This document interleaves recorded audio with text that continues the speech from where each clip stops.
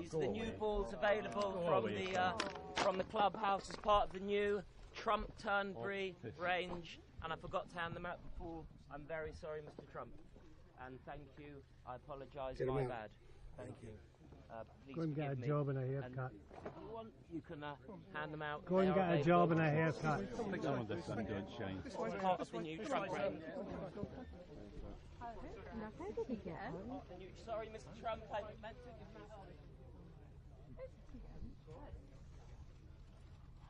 Okay, thank you very much. I appreciate it. And this is an amazing honor. It's an amazing day, very historic day for a lot of reasons, not only Turnberry. This was one of the big votes in the history of Europe and Scotland and everywhere.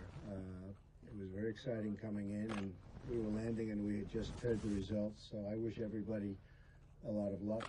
I think that it's purely historic, and what's happening is historic. So it's an honor to be with you. My mother was born in Scotland, in Stornoway. She loved Scotland. She would be here a lot. She would come every year with my sister Marion and my sister Elizabeth, and they just loved it. Her loyalty to Scotland was incredible. She respected and loved the Queen, and she loved the ceremony and the pomp and circumstance, and she was something special. And to think that we'd be here owning Turnberry one day would be incredible. She would come to Turnberry with her friends, and they'd have dinner at Turnberry.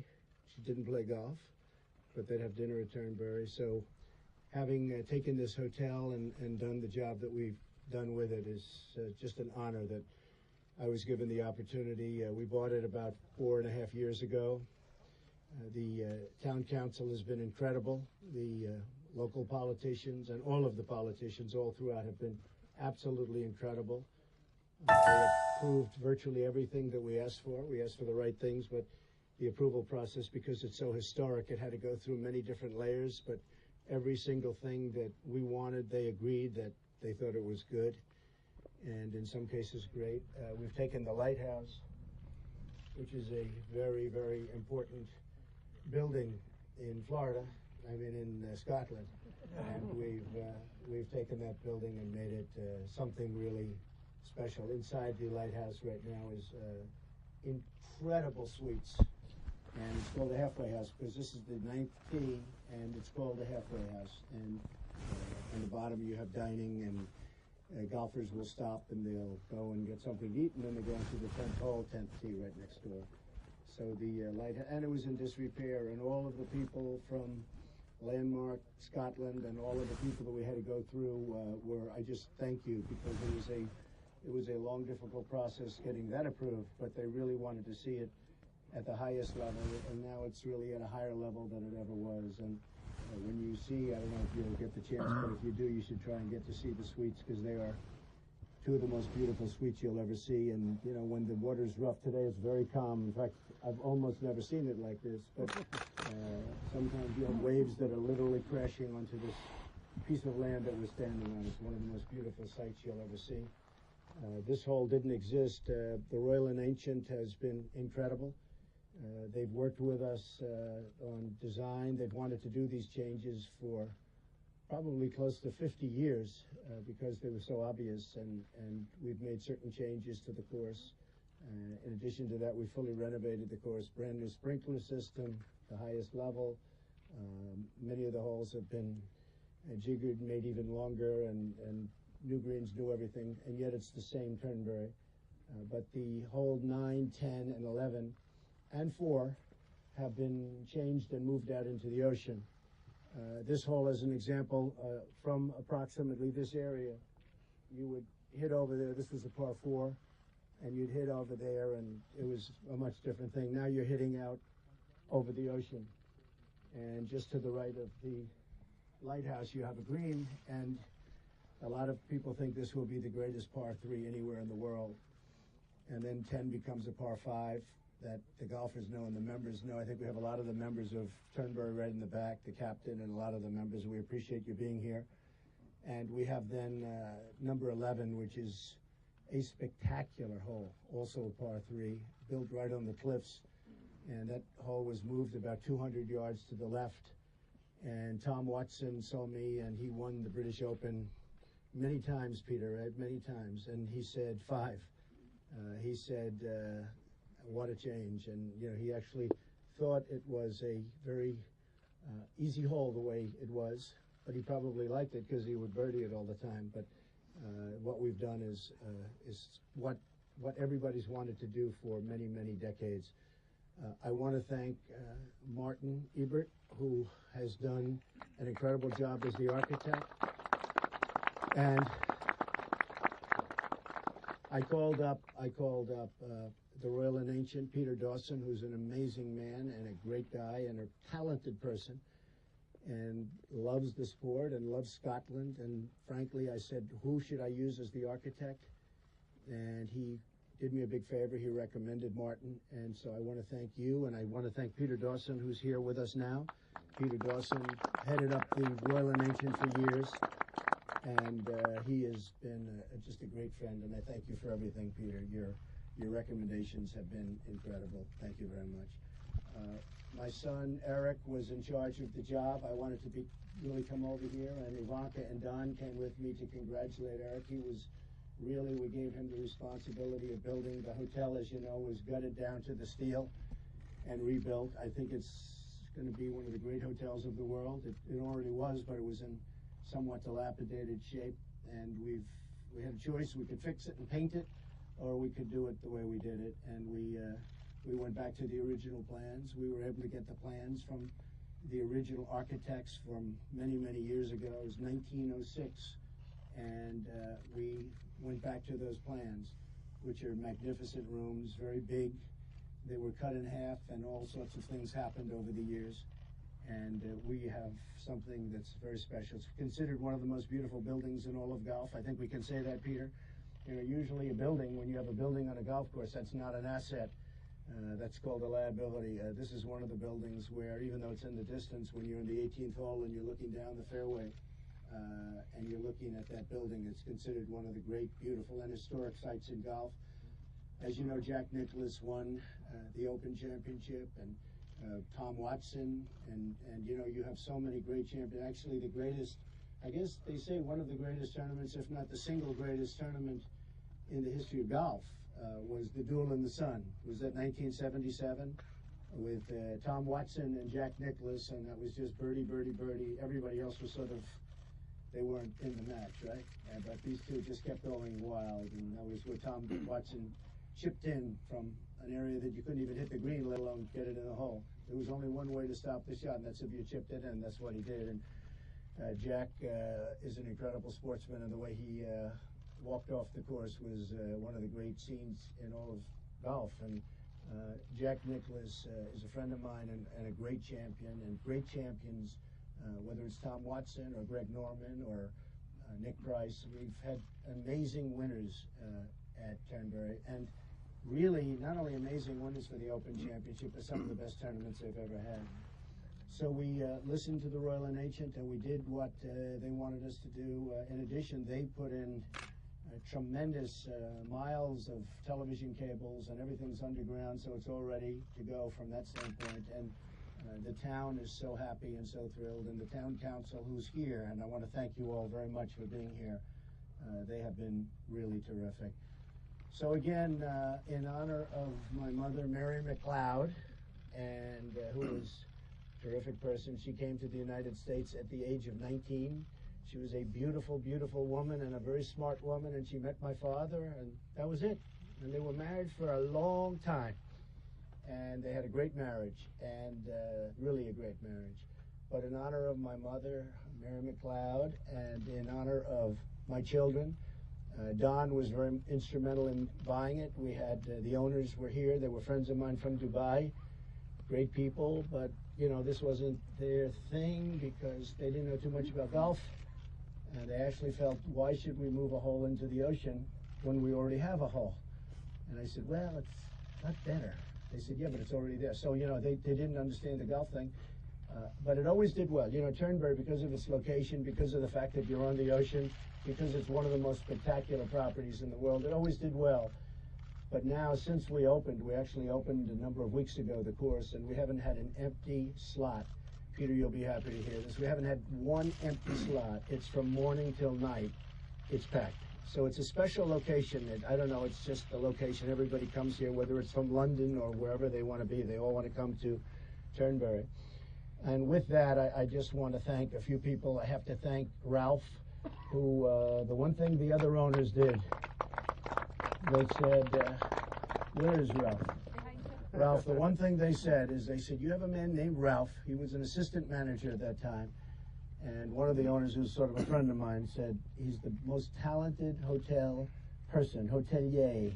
And they said, you should have him be the manager. And we did. We appointed him as the manager, and it's been nothing but great stuff. And the hotel opened about 2 weeks ago, and it's been amazing. Eric did such a good job. We've had very few complaints, almost no complaints about the rooms. Usually when a hotel opens, you have drains that aren't connected and pipes that aren't connected and water that's spewing through the roofs and all sorts of things. We haven't had anything. They've done a great job. The contractors have done a fantastic job. And the hotel is built to the absolute highest standards of luxury. And the course is built to the absolute highest standards of tournament golf. And I think there'll be nothing like it. In one of the reviews, and I think it was Golf Digest in the United States, they compared the 14 rotor courses and the 14 all-grade courses, and it's where they play the Open Championship. And this writer said, Turnberry is #1, but because Trump owns it, I'm making it #3. And I said to myself, that's hatred. That's hatred. But I'm used to that with the press. That's okay. I considered it a compliment. I immediately sent that review to the Royal and Ancient. I sent it to Mark. So I just want to thank everybody. I want to ask perhaps Eric and Ivanka and Don to come forward and say a few words. And again, Ivanka came, and Eric said, wow, this must be important because Ivanka came, right? Because she's something else. They're all, my children have done a great job. And I mean, one of the very important reasons I'm here, not only because we own it and we're going to cherish it, we're going to take care of it, one of the great places, resorts of the world, but also because I want to really support my children. They worked very hard to make this property what it is and what it's now become. The reviews of the course have been phenomenal, not just like good. Even people that truly hate me are saying it's the best they've ever seen, which is always, to me, Peter, that's always my greatest. When they hate you and they give it a 10, that means you did a good job, right? But the reviews have been phenomenal, and the reviews of the hotel have been great. The hotel is, I didn't even put a mortgage on. We have no debt, no financing, no anything, and I wanted to do that with Turnberry. I don't want to have any financing on Turnberry because it's so special. So I just did this out of cash flow, and we just have, we have an absolutely zero debt property. And I think it's something that's going to be a great tribute to Scotland and many other places, and also a great tribute to the world of golf for many decades to come. So I'll ask Eric in particular because he built it, but I'll ask Eric and Ivanka and Don to come forward. Thank you all very much. Thank you for being here.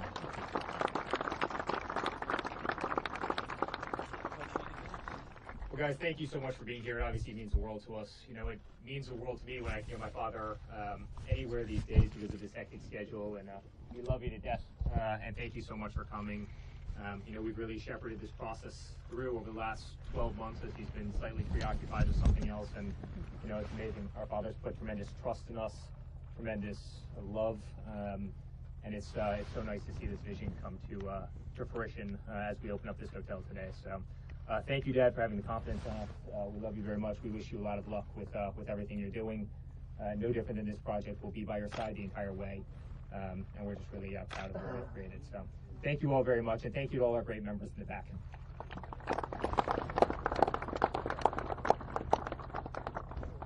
Well, I'd like to perhaps reiterate a little bit of what Eric said and just thank my father for the incredible opportunities and mentorship he's given us throughout the years.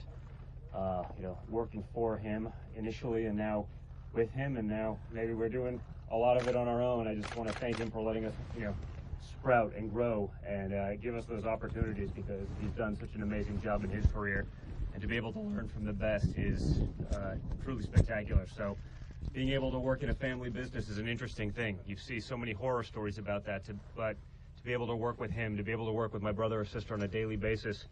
I guess we've gotten lucky because we've done it right. It's just incredible. I couldn't be happier every day going into work, and it's a nice way to live your life. So I just want to thank him for allowing us to do that, for being so great to us, for being such a good mentor and teacher, and for always being there. So thank you very much, and I hope we made Turnberry great again.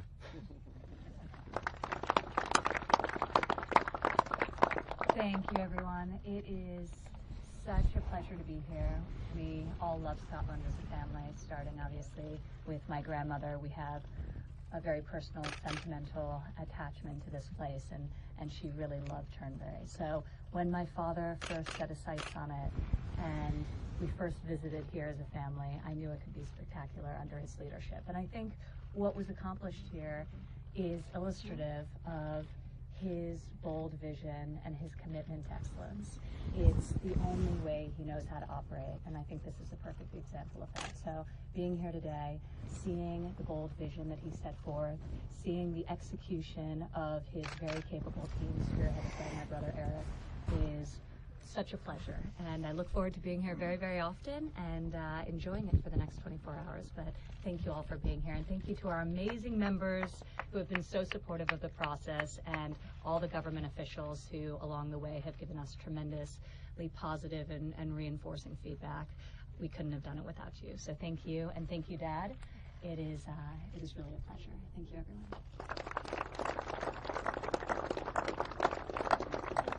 Peter Dawson, I'd love you to stand and just get a little accolade because you've contributed. Mr. Peter Dawson of the Royal NHS. Thank you, Peter. Thank you, Peter. Thank you for being here. Now, if anybody would have any questions, Mr. Trump? Mr. Trump? Yes. Mr. Trump? John? Question about the Brexit, sir, and in three parts. Apologies. Do you see any parallel between what happened in the UK in terms of rising up against the status quo and what might be happening in America? How would a Trump administration approach the Brexit should you be elected president? And if Scotland voted 62-38 to remain, should Scotland leave the UK, as many people are talking about? I think I see a big parallel. I think people really see a big parallel. A lot of people are talking about that, and not only the United States but other countries. People want to take their country back. They want to have independence in a sense, and you see it with Europe, all over Europe. You're going to have more than just, in my opinion, more than just what happened last night. You're going to have, I think, many other cases where they want to take their borders back, they want to take their monetary back, they want to take a lot of things back. They want to be able to have a country again. So I think you're going to have this happen more and more. I really believe that, and I think it's happening in the United States. It's happening by the fact that I've done so well in the polls. You look at the recent polling and you look at the swing states and you see how I'm doing, and I haven't even started my campaign yet, essentially. I mean, we've done very well. We're raising a lot of money for the Republican Party. I'm going to be funding a lot myself, but we're raising a lot of money, John, for the Republican Party, and you'll see those numbers come out in over the next 30 days, and in particular 60 days. The numbers that were put out last week were just a very start. That was a very small period of time just to start. But we have raised a lot of money, especially money coming in from small donors. You'll be amazed when you see the kind of numbers we're talking about, because we were amazed, and I was amazed. But that'll be reported fairly soon. But I really do see a parallel between what's happening in the United States and what's happening here. People want to see borders. Yeah. They don't necessarily want people pouring into their country that they don't know who they are and where they come from. They have no idea. And I think, it not only did it win, but it won by a much bigger margin than people thought it would happen. And how would your administration approach the Brexit? And again, the question of Scottish independence. You just have to embrace it. It's the will of the people. It's not a question of approaching it. It's the will of the people. It's always the will of the people. Ultimately, that wins out. And would you like to see, should Scotland leave, sir? Impact of what is taking place here in Britain, the markets are right. Well, nobody knows. Look, if the pound goes down, they're going to do more business. When the pound goes down, more people are coming to Turnberry, frankly. And the pound has gone down. And let's see what the impact of that has. But I think places like Scotland and England and different places in Great Britain, I think you're going to see a lot of activity.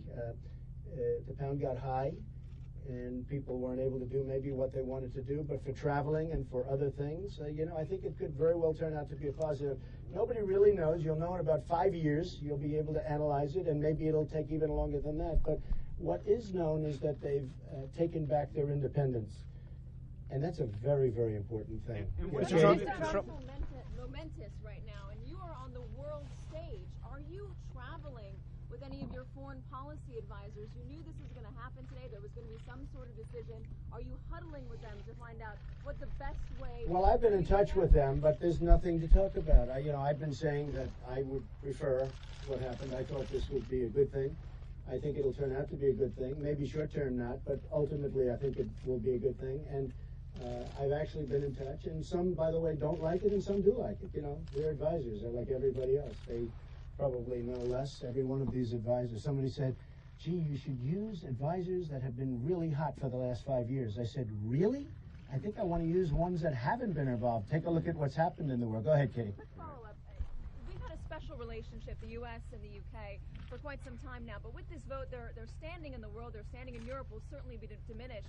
Their influence will be diminished. Will they still be the first call for you, for the U.S., when we need help? I don't know, first call or second call. There'll be a very powerful call. It's going to be a great relationship. There'll be great allies. They always have been. And I think zero will change on that score. There's never been a better ally, and I think nothing will change on that score. Mr. Trump, do you believe that the U.S. should move immediately to renegotiate trade deals with the U.K., or, like President Obama has said, should the U.K. now move to the back of the line in light of the Brexit vote? Well, President Obama did say, I guess, that they should move to the back of the line. That wouldn't happen with me.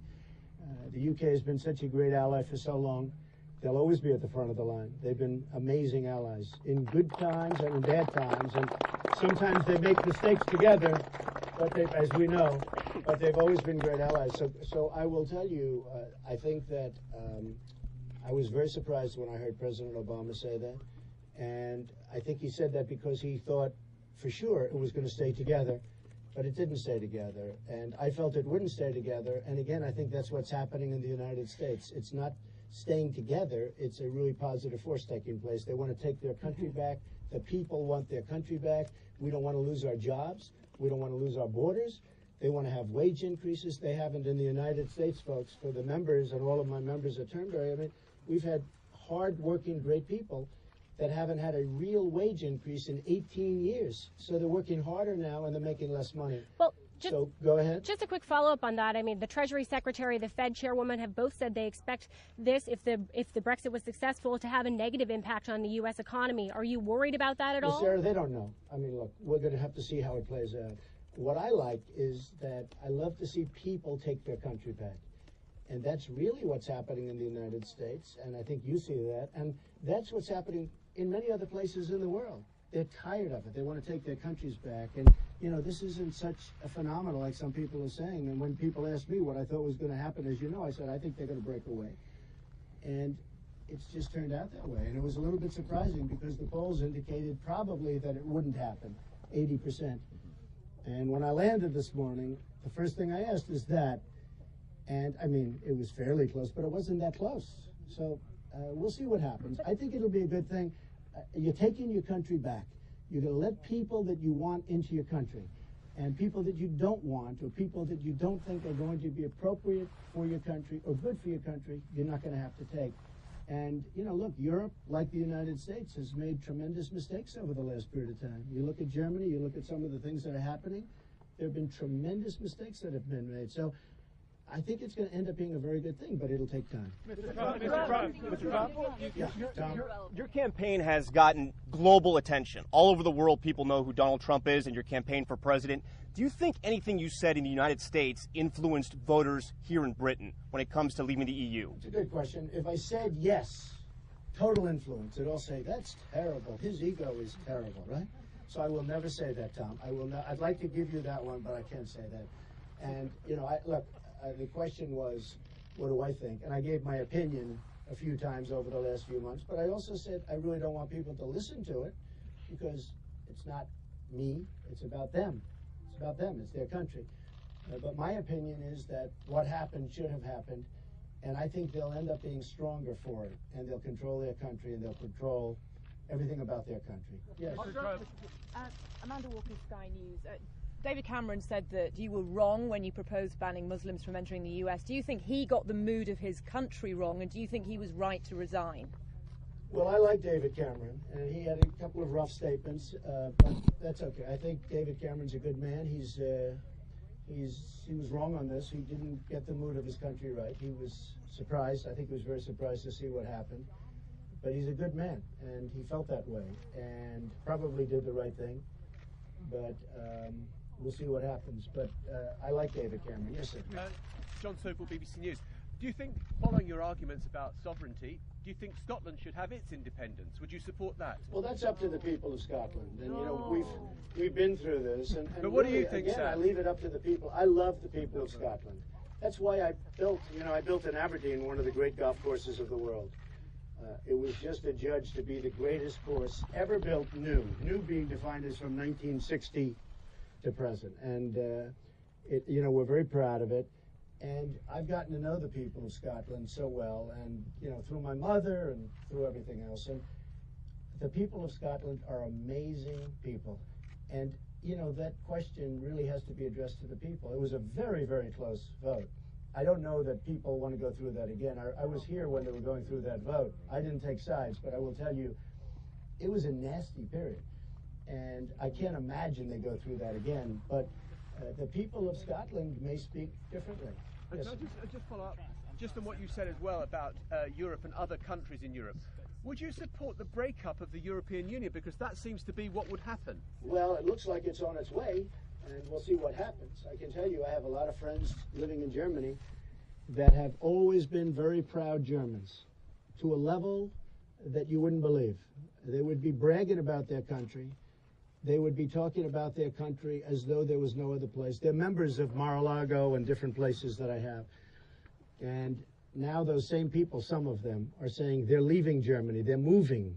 They never even thought of moving. Now they're thinking about moving because of the tremendous influx of people. And you know what's happening in Germany. It's a real problem. And these are people that were very proud Germans, that were beyond belief. They thought the greatest that there ever was. And now they're talking about leaving Germany. And you see the problems in Germany. So I could see it happening. I have no opinion, really, but I could certainly see it happening. I saw this happening. I could read what was happening here, and I could see things happening in Germany. I hope they straighten out the situation, because it can really become it can be very nasty. What's going on can be very, very nasty. Building safe zones in Syria, great idea.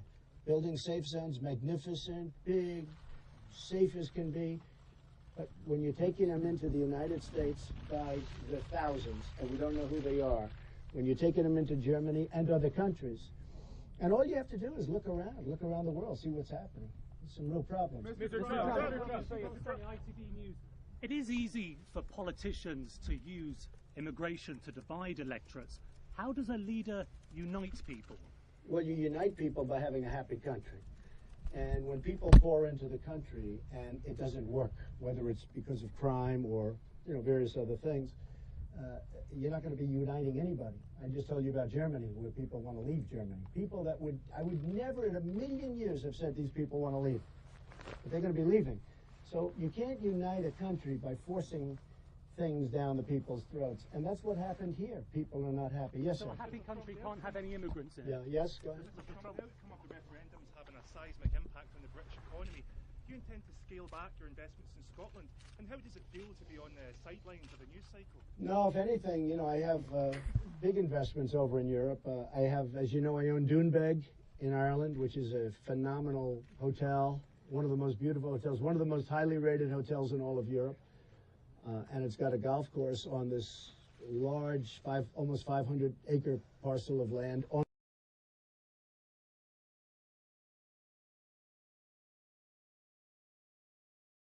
the Atlantic Ocean, and does great. I own Turnberry. I own Aberdeen.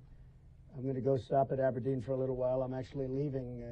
I'll only be here one night, because I have to go back to campaign, which I actually love doing, to be honest with you. But I wanted to support my children, who have really poured their hearts and souls into this development. So, but I think you understand. Yes, go ahead.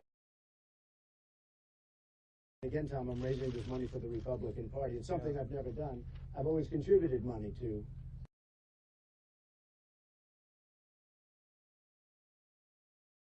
lots of people. a lot of campaign contributions over the years. And once I ran, I became like an outsider. But I don't like doing that, but I have done it, and we've had amazing weeks. Last week I was in Houston, as you know. We had tremendous lines. I made a speech also, and the lines were actually on ABC. They reported, ABC local, they followed the lines all the way to the highways. It was actually, I've never seen anything like that. And then Dallas, where we had a similar thing. But we also had fundraisers, and I've really never done. You know, I sit with 20 people and we talk, and they all hand you checks. Bing, bing, bing, bing. And they're checks to the RNC of the Republican Party, and I feel I have an obligation to do that. And Tom, the numbers are going to be, I think, quite staggering, especially in July. Steve Mnuchin's here someplace. Steve, are we doing well, Steve? Huh? He's one of the great financiers of the country, actually, and I chose him, and he wanted to do this, and the numbers are staggering. Don't forget, we just sort of started this process a few weeks ago, and the first filing was for a very limited period of time, and it was almost before we started. And but the numbers are. Cameron maybe misread the mood of his country. Given that President Obama came over here and tried to encourage people to vote Remain, and Hillary Clinton has made it clear that she preferred they vote Remain, what do you think this says about how Hillary Clinton maybe has misread the world, and since she's a former Secretary of State, what does that say about her candidate? Well, she's always misread everything. I mean, if you think, she's misread this, and I was surprised that she was so bold and to say, well, the only reason she did it is because Obama wanted it. You know, if Obama wanted the other way, if he said leave, she would have said leave. She does whatever he wants her to do. Now, you know why, but that's okay. We don't have to get into that. But I was actually very surprised that President Obama would have come over here and he would have been so bold as to tell the people over here what to do. And I think that a lot of people don't like him, and a lot of people voted. I think if he had not said it, I think your result might have been different. But when he said it, people were not happy about it, and I thought it was totally inappropriate. And when I said what I said, I told people, I said, don't do what I'm saying necessarily, do whatever you think, but this was just my opinion. He came in and really tried to convince people to stay.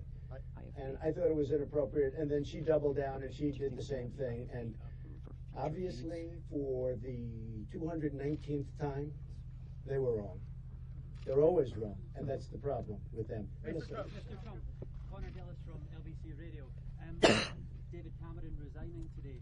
Would you back Boris Johnson as the future Prime Minister? I don't know him. I don't know. I'm sure he'll be good. He got it right, so that gives him an advantage, but I don't know him. Mr.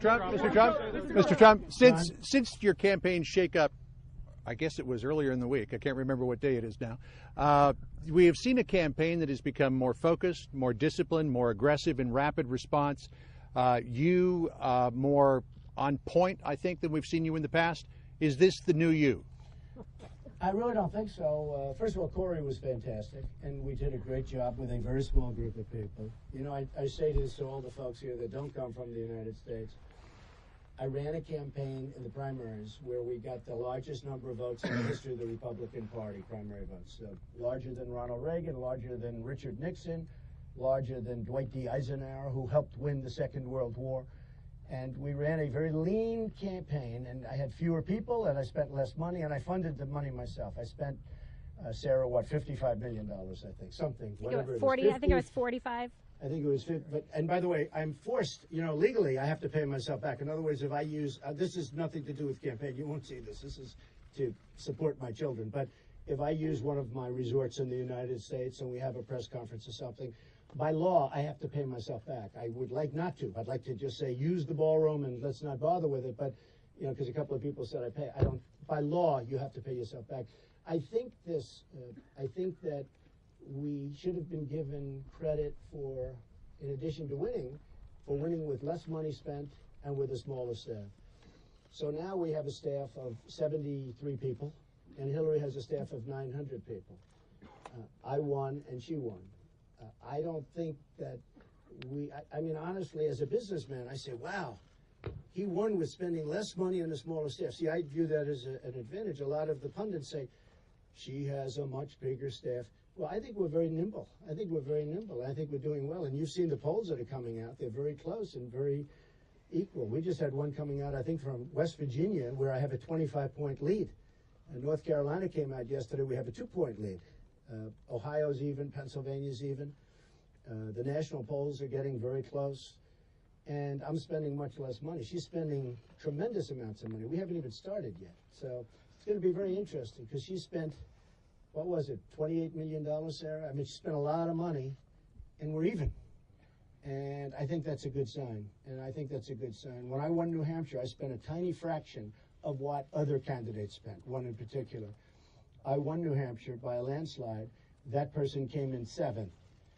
I think, you know, when you can do it on a smaller budget and with fewer people, that's the kind of person they want to be the president, because to me that's a big thing. Yes. Mr. Trump, 7 in 10 voters told us in a CNN poll they want to see you cut ties with your business while you're running for president. I will do that. Yeah. Will you do that while you're running, though? I will do that. Well, I don't think it matters while I'm running. While I'm running, it doesn't matter.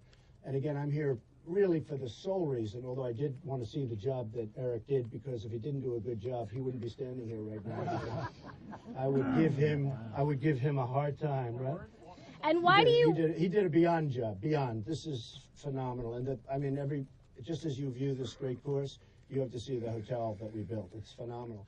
But no, I will absolutely cut ties. You know, the rules are nobody knows. Okay, it's never had where somebody has this big a business and runs for president and wins. If I win,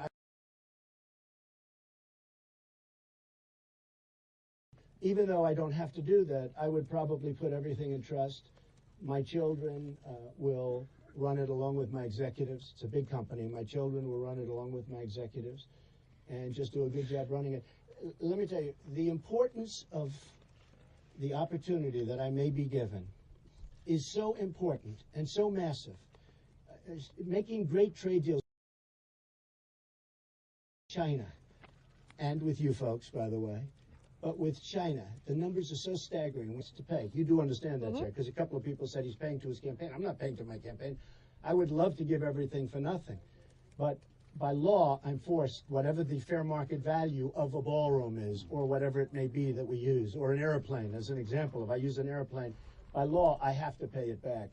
And that's what I do, and that's reflected in the filings. Chairman? Mr. Trump, there has been a long-standing tradition in American politics that politics stops at the water's edge. And given your comments about President Obama this morning, it seems that you don't seem to buy into that. Well, he didn't stop it at the water's edge, because he made statements about this incredible part of the world, and that this particular country, and frankly, a large group of countries, should do. I mean, he's constantly dictating to the world what they should do. The world doesn't listen to him.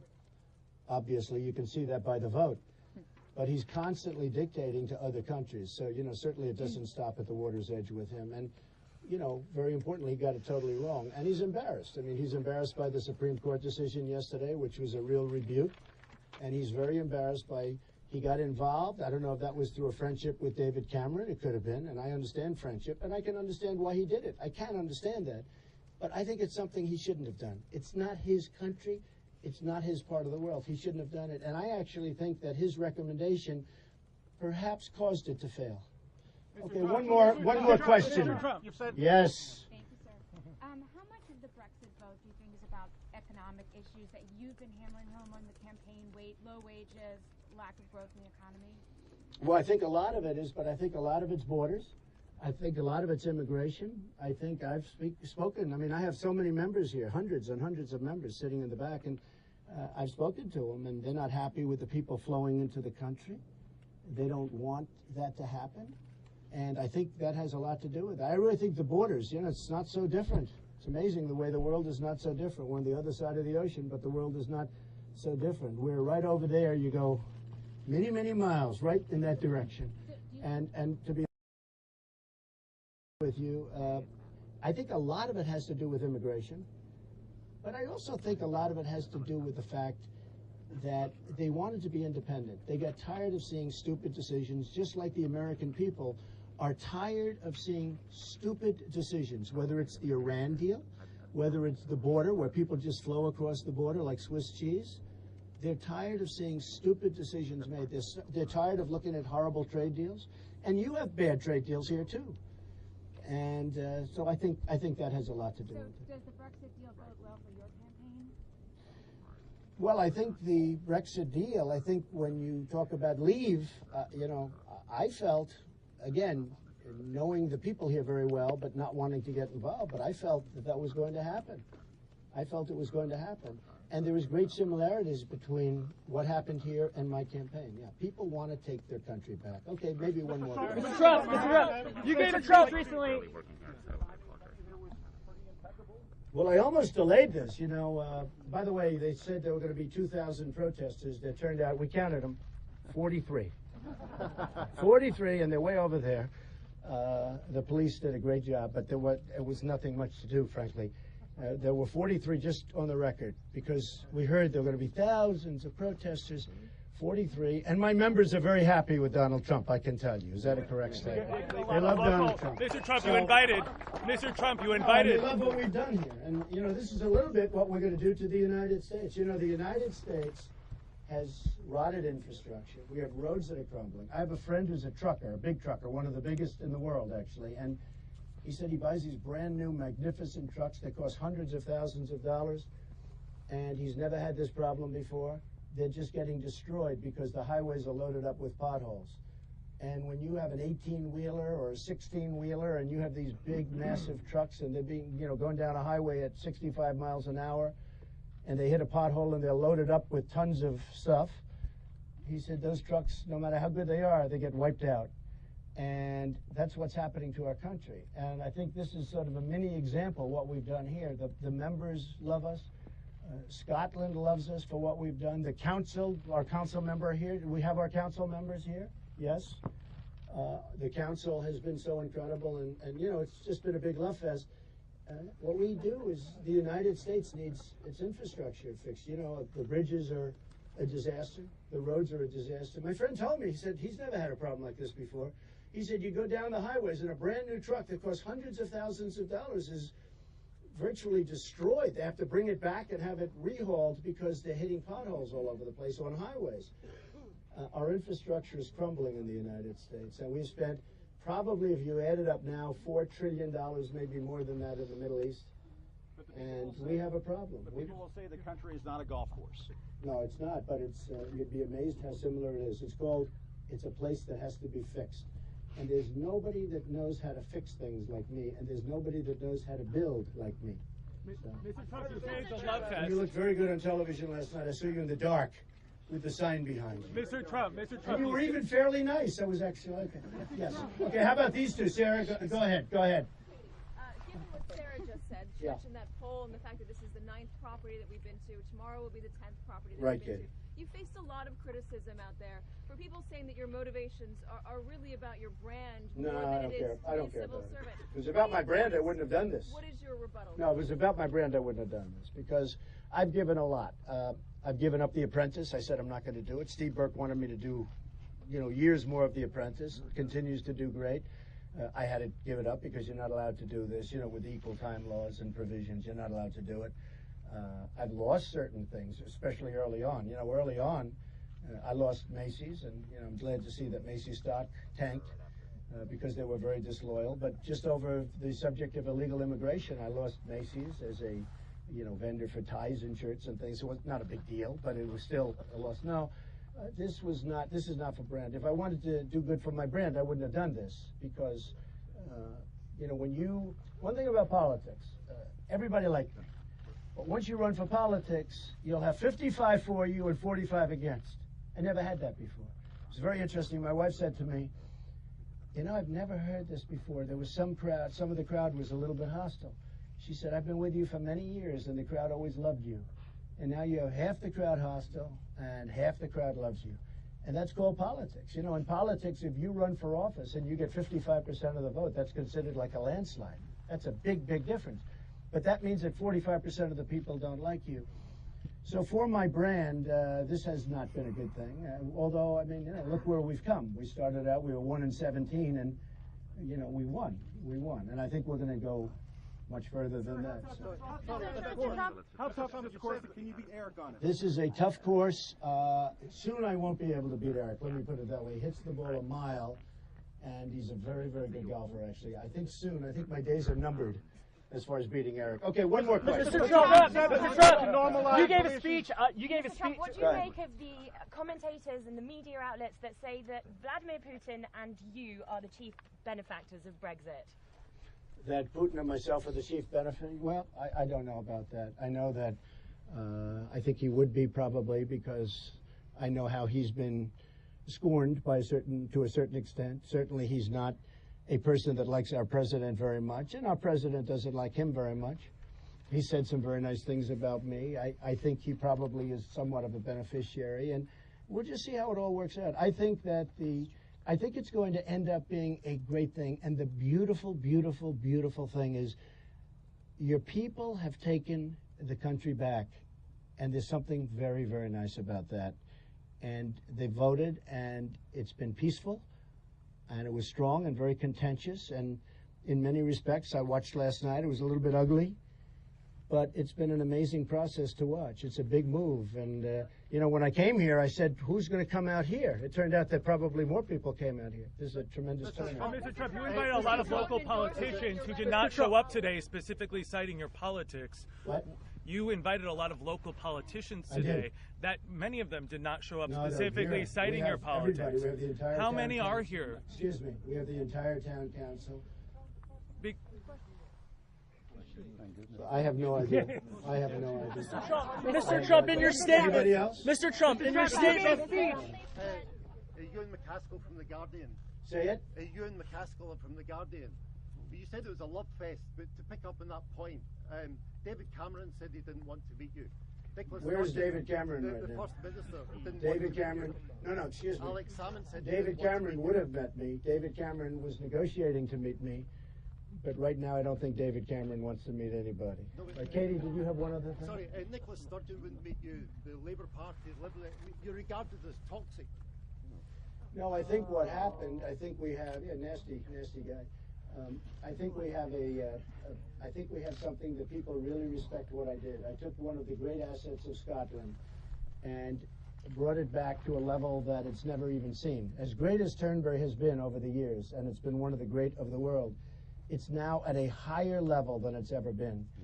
It's never seen these levels before, and so we're very proud of that. All right, one more. Katie, go ahead. Do you find today's vote to be an endorsement of your immigration policies or ideas and your, at some points, extreme rhetoric when it comes to building a wall, banning Muslims from coming into America? Are you going to continue on with that? Well, it's moving along, and we're going to see. All I do is I do the right thing. I mean, I'm doing what's right for our country. And obviously it resonates because I have a tremendous number of backers and support. Is an indicator that it's working for you as well and will work for you in the States? Say it again? Is today's vote here an indicator for you that your rhetoric and your extreme rhetoric is something that you should continue I don't know. I don't think I have extreme rhetoric, actually. I don't know, Katie. I think that what happened, I was watching some of the commentators before, and a lot of them were saying that. I'm not sure it matters from my standpoint, but I think it does show something about the people wanting their country back. And I can tell you, in the United States, the people want their country back. In the United States, people want smart decisions, not dumb decisions. And we've been given dumb decisions for many years, and the people are tired of it. And I have a feeling the same thing has happened over here, and that's why you had the result that you had. I love you all. Thank you very much, and thank you to my members, and thank you to the council. The council has been amazing, and thank you for all being here. Thank you. Thank you. Thank you, Sarah. Thank you. Thank you.